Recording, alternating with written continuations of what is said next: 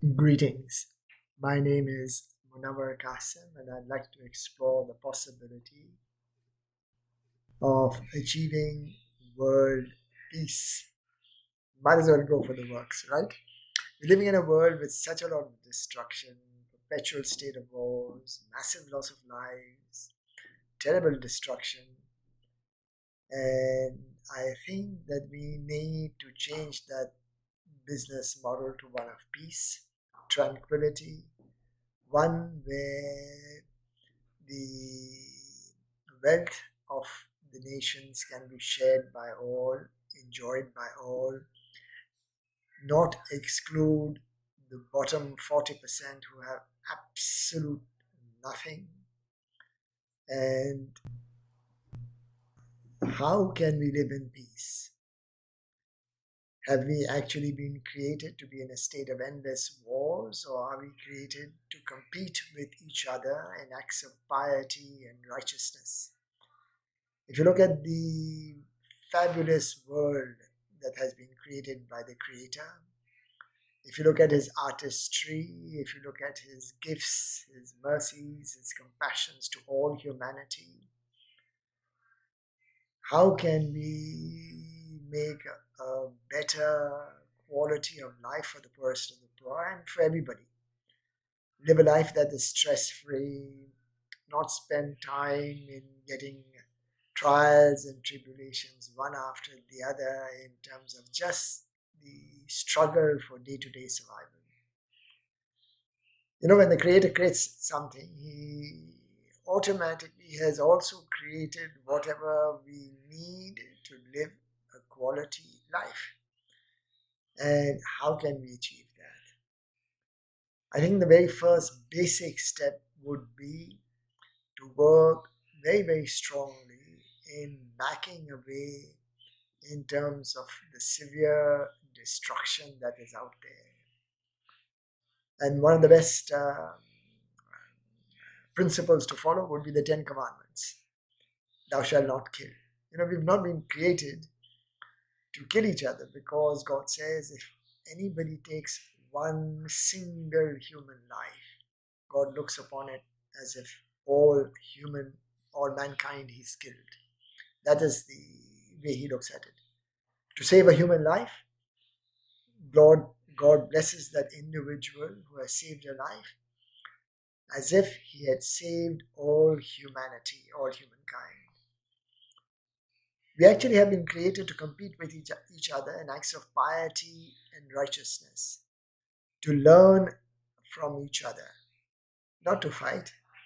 This diversity that God has created for us, this absolute diversity, is to give us flavor, to give us enjoyment, to learn from each other. Each of us have been blessed with a specific attribute. That's the signature of the Creator. There's a one Creator, and everything that He's created, whether human beings or plants or whatever, is unique, individual, and we can embark together on a journey of peace, each of us traveling on a pathway, on a journey that we are comfortable with, not being stressed about it. And we owe this to our children. We owe this to the next generation. We owe this to the environment. We owe this to the planet Earth. Absolute destruction that we are pursuing the path of today, one day will just destroy all humanity. There is no shortage of resources. God has created enough. Blessed we are. So blessed we are. Imagine uh, how we can use this wisely. If you look at the top 1%, the top 10%, the top 25%, what about the bottom 40% who have precisely nothing? And I think that if we switch over from the model of destruction and perpetual state of warfare, that money can be invested on the poor. If that money is invested on the poor, look at the quality of life they will have. Eventually, they will be middle class, they will be mainstream society, the markets that they will create will be huge. And in the caring of each other, we have been created to become lovers of the Creator and live a life as a slave servant to Him, not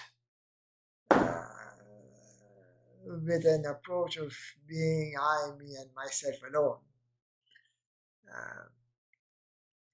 Humility goes a long way, and I think that we should, man has been created with a drop of despised fluid. Lo and behold, how mighty he thinks he is. If you just remember the basic, that we live by 10 commandments, we should be consciously aware of the fact that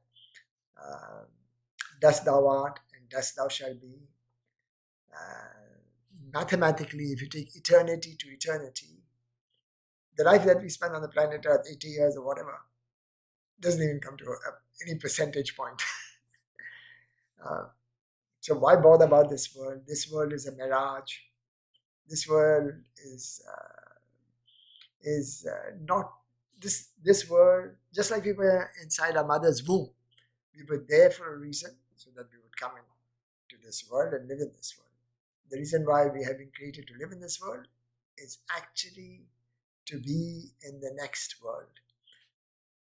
So that when I do get an invitation from the Creator to meet Him, He would welcome each of us with a salutation saying, peace. To come to Him in peace and would be a good welcome from Him.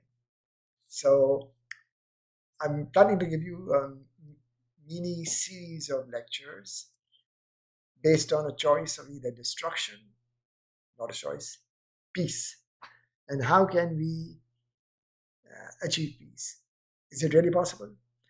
There's a lot of research done on this topic, and there is a lot of information out there in terms of how we can live as families, as neighbors, as nations, as a community in our global village, helping each other. It is absolutely possible. If somebody is living in some part of the world and there's a tsunami there, we as human beings would help them. If we were in difficulty, whatever that difficulty is, they would help us. So we should have that approach. The idea of exploring this is based on a research called Destruction or Peace. And look forward to meeting you guys again in my next mini series of talks. Thank you. Take care. Cheers. Bye.